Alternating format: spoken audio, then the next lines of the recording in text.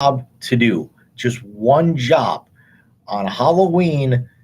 Don't dress up like a team who could potentially contend and turn this thing around. They had one job to do, and that was actually to stay the course and fail miserably on national TV. And they couldn't even do that right. The Browns basically crushed the Bengals last night, 32-13 on Monday Night Football.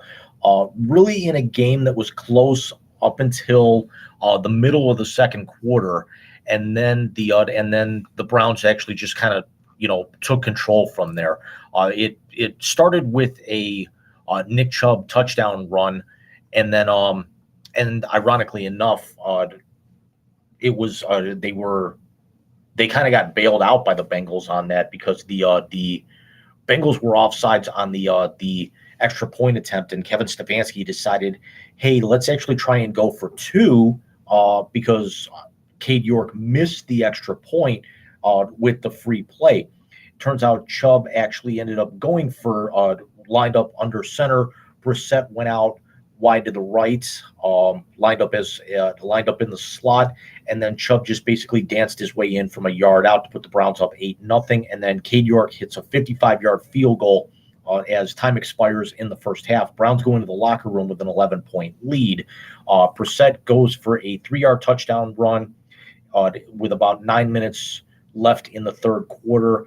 And then York's kick makes it 18-0. Amari Cooper has a gorgeous catch from Brissett from the 4-yard line with just over 3 minutes to go in the fourth quarter. It's 25-0 Browns, and they're absolutely dominating. Bengals get on the board the first minute of the fourth quarter as Tyler Boyd gets a 13-yard touchdown pass from Joe Burrow.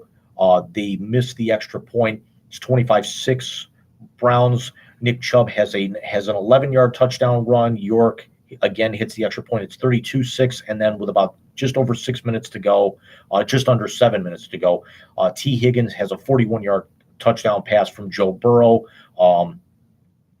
It's another instance of the Browns actually playing with the lead and then giving up a big play. But the thing is, at least this time, they were far enough ahead where Cincinnati had really no chance of coming back at that point. And the 19-point final score was your margin of victory. The Browns really kind of dominated this game throughout. As you could see, Brissett 17-22, 278 yards and a touchdown. Nick Chubb again goes off for 100 yards, and the defense 6 tackles for loss and 5 sacks.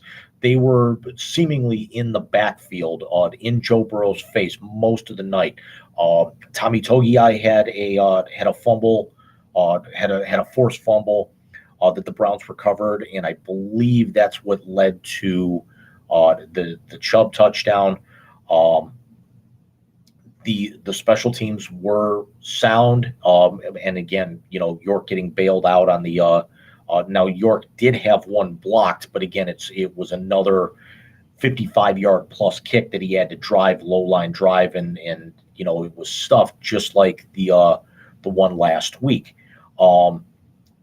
The Browns now 3-5. They are still 2 games back in the AFC North. They are now a game behind Cincinnati. But the thing is I don't see that really doing much else, just because the Ravens are 5-3, and the Ravens actually just ended up getting an all-world pass rusher just before the trade deadline. The Browns are actually talking about trading Kareem Hunt.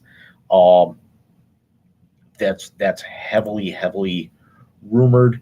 If you look at the standings, as now we're starting to think, wild cards and everything, the Browns are sitting at 11th. They need to be in the top 7 to be able to get in. So they are actually just a game behind the Chargers at the moment for that 7th playoff spot.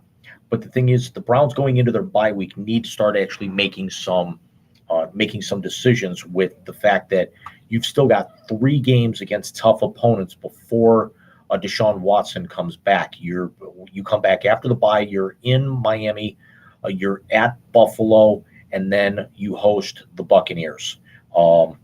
Will Tom Brady actually still be there if the Buccaneers season continues spiraling out of control at this point?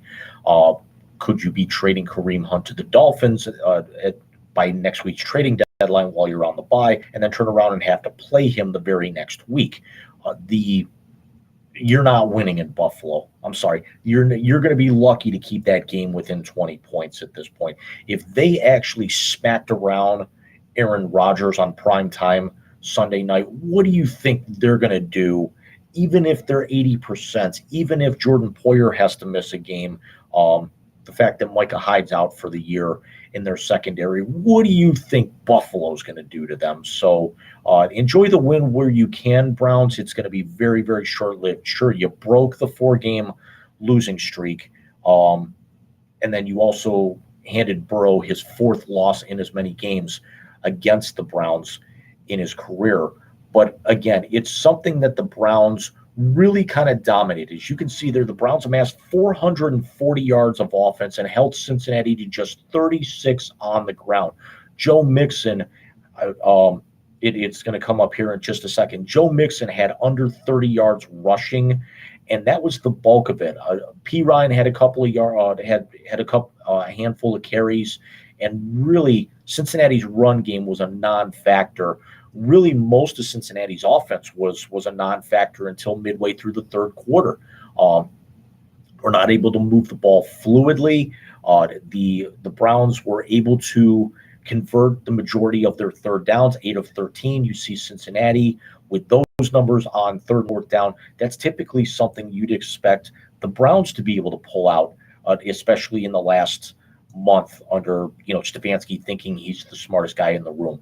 The Browns decided to put multiple offensive linemen in there as eligible. Lined up a couple of them as fullbacks. Had Hunt and Chubb on the field at the same time a few times, and as a result, the Browns had almost 37 minutes worth of time of possession.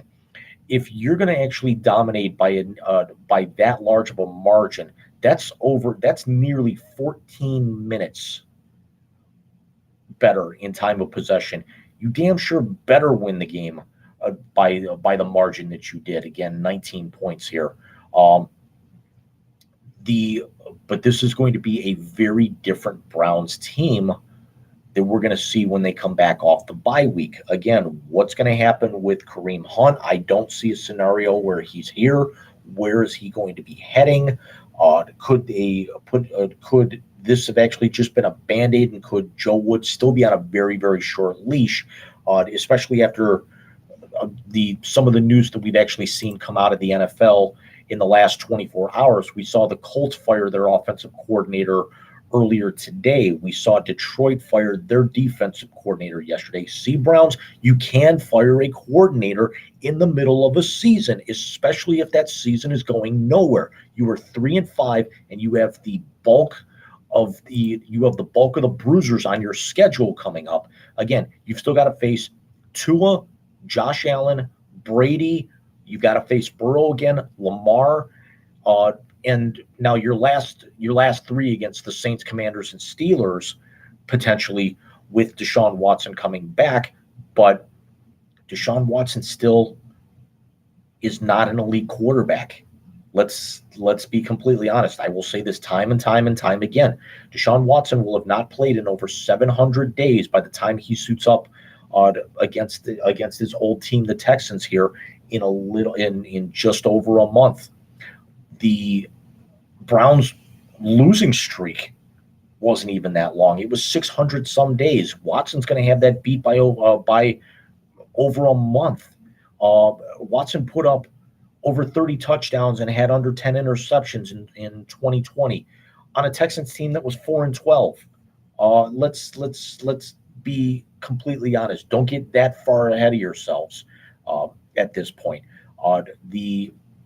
The Browns defense did look very good, was able to stretch the field, did not give up a whole lot of big plays, and when they did, they were able to recover.